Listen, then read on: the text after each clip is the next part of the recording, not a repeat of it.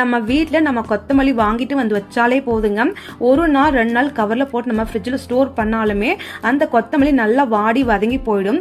நிறைய கொத்தமல்லி வேஸ்ட்டாகவும் ஆயிடுங்க. அந்த மாதிரி கொத்தமல்லி எதுவுமே ஆகாமல் இருக்க, மாசம் ஃபுல்லாகவே நல்லா ஃப்ரெஷ்ஷாக இருக்க இந்த ஒரு டிப்ஸை நீங்கள் செஞ்சு பாருங்க. கொத்தமல்லி ஃபுல்லாகவே வேர் பகுதியை மட்டும் நம்ம நீக்கிடலாங்க. அதுக்கப்புறம் கொத்தமல்லி உள்ளுக்குள்ளே கெட்டு போன தலை, அழுகி போன தலை, கசப்பு தலை எந்த தலையாவது நீங்கள் எடுத்து போட்டுக்கோங்க. கொத்தமல்லி நீங்கள் ஸ்டோர் பண்ணி வைக்கும் போது கொத்தமல்லி தலையை இக்காரணம் கொண்டு நீங்கள் தண்ணி ஊற்றி மட்டும் நீங்க கழுவக்கூடாது. ஏன்னா தண்ணி ஊற்றி கிளீன் பண்ணீங்கன்னா கொத்தமல்லி சீக்கிரமா அழுகி போயிடுங்க.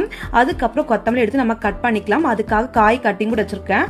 கொத்தமல்லி நான் எடுத்துக்கிறேங்க. ஃபர்ஸ்ட் நான் கொத்தமல்லி பார்த்தீங்கன்னா தண்டு தனியாவும் இலை தனியாக பாதி நான் கட் பண்ணிக்கிறேங்க.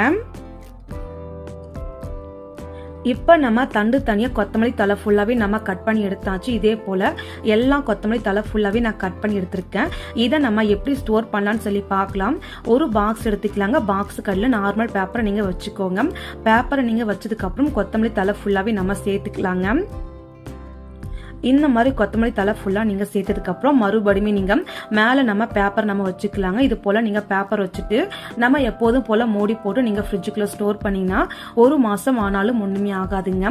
அதுக்கப்புறம் நீங்கள் மறுபடியுமே இன்னொரு பாக்ஸ் எடுத்துக்கலாங்க. இன்னொரு பாக்ஸ் எடுத்துட்டு அடியில் ஒரு பேப்பர் நம்ம போட்டுக்கலாம். கொத்தமல்லி தண்டை நீங்கள் இது உள்ளுக்குள்ளே நீங்கள் வச்சு மறுபடியும் பேப்பர் போட்டு மூடி போட்டு ஃப்ரிட்ஜுக்குள்ளே நீங்கள் ஸ்டோர் பண்ணி வச்சுக்கினா போதும். 1 மாதம் ஆனாலும் ஒன்றுமே ஆகாது.